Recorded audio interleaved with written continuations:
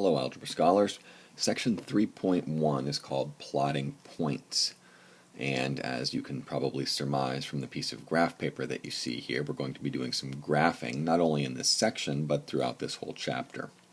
The graph that you see here on this page goes by a couple of different names.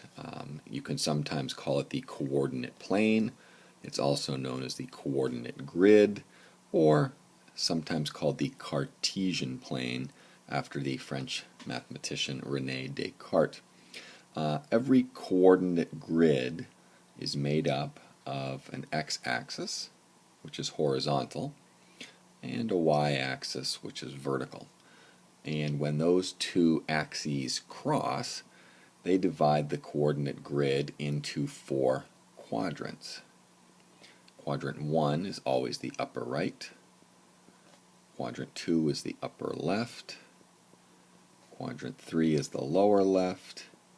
And quadrant 4 is the lower right.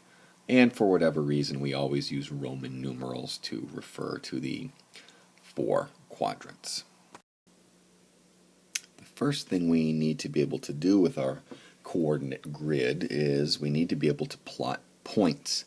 And every point is made up of an x and a y coordinate, and we call that an ordered pair. We put it inside a set of parentheses and we separate the two numbers with a comma. The first number in an ordered pair is always the x coordinate, and the second number is always the y coordinate. The x coordinate tells us to move left and right along the x-axis, and the y-coordinate tells us to move up or down along the y-axis. So, if we'd like to plot the first point, which is 3, 6, assuming that each tick mark along here represents 1, we would move 3 to the right, and then we would go up 6. 1, 2, 3, 4, 5, 6, and we would put a dot and the letter A next to it to represent point A, which is 3, 6. Point B, you'll notice, is -4, -7. So the first coordinate is the x-coordinate, and since it's negative, we're going to move to the left 4. And the y-coordinate is also negative, so we will move down 7. 2, 3, 4, 5, 6, 7. We will put a dot there, and next to the dot we'll put the letter B. Point C is 8, 2. 4, 5, 6, 7, 8 is right here. So we're going to go 8 to the right, and because the y-coordinate is negative, we will go down 2. Put a dot, capital C. Point D is -1, 5. So that's left 1 and up 5. And the last point, E, is 4, 0. So we're going to move to the right 4, which is here.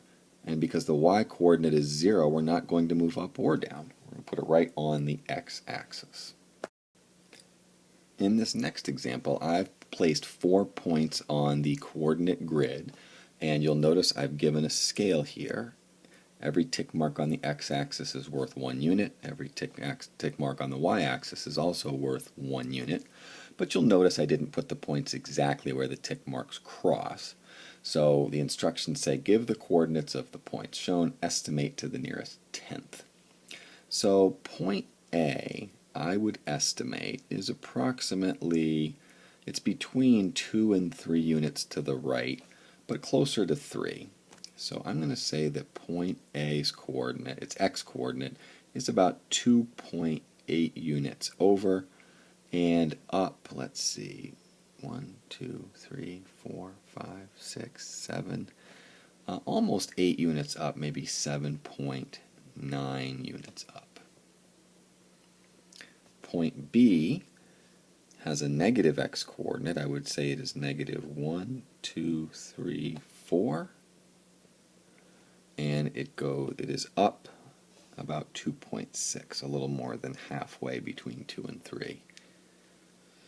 Point C is way to the left, -9.6 units to the left, and then down 1, 2, 3, 4, 5, 6, a little more than 6 units down. I'm going to say negative 6.2. And then finally point D is 1, 2, 3, 4, 5, 6, maybe 6.2 units to the right, and maybe negative 2.4 units down. In this next example, I want you to notice that I've really zoomed in on the graph paper, but I've also changed the scale. I've made my scale on the x-axis go by 6s, so each tick mark is worth 6, and I've made my scale on the y-axis go by 5s. Each tick mark is worth 5. So this is a little bit of a harder problem. You may want to try and pause the video here and see if you can come up with the coordinates for points A, B, C, and D, and then resume the video and see if you're close to mine. For point A, I'm going to say the coordinates are 12 units to the right, and I'm going to say 14 units up. For point B, I'm going to say we are 25 to the right and down 8. For point C, I'm going to say that we are negative 22 to the left, and then we are down 5. And finally for point D, I'm going to say we are to the left 8, so negative 8, and up 17.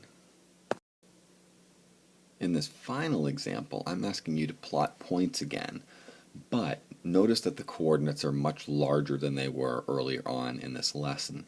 So you have to choose a scale now, but you clearly can't go by ones.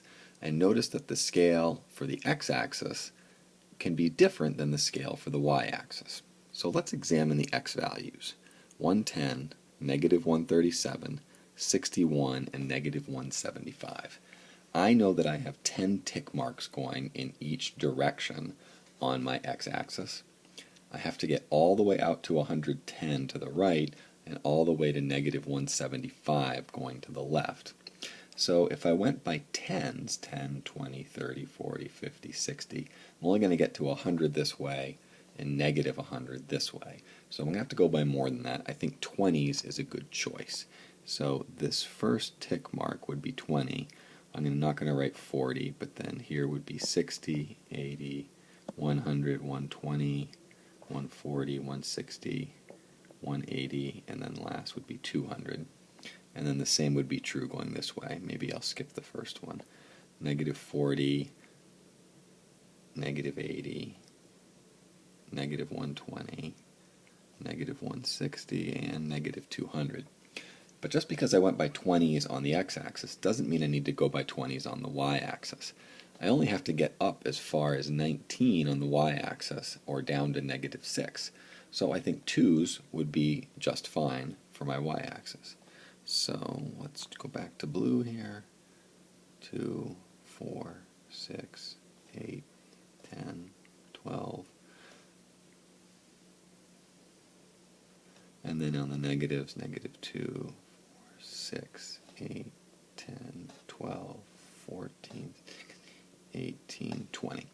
So once I've established the scale, plotting the points then is relatively easy. So my first point, I need to go 110 to the right, 20, 40, 60, 80, 100, 110 is here, and then I have to go up 12, 2, 4, 6, 8, 10, 12. So point A is very easy to plot. Point B, negative 137, so negative 120 is here, negative 140 is here. It's going to be very close to negative 140. Then I have to go all the way up to 19, which is halfway between 18 and 20. So that is a good estimate for point B. Point C is 61, 19. Oops. Let's back up a second here, everyone. On point B, I went to 19 for my y-coordinate. I should have only gone to 17 for my y-coordinate. My mistake. Point C is 61, 19. That's up higher. Here we go. And finally, point D is at negative 175, which is very close to negative 180, and then down 6. So point D should be right there. So figuring out scale is a really, really important skill, and it's one we're going to practice a lot in this section.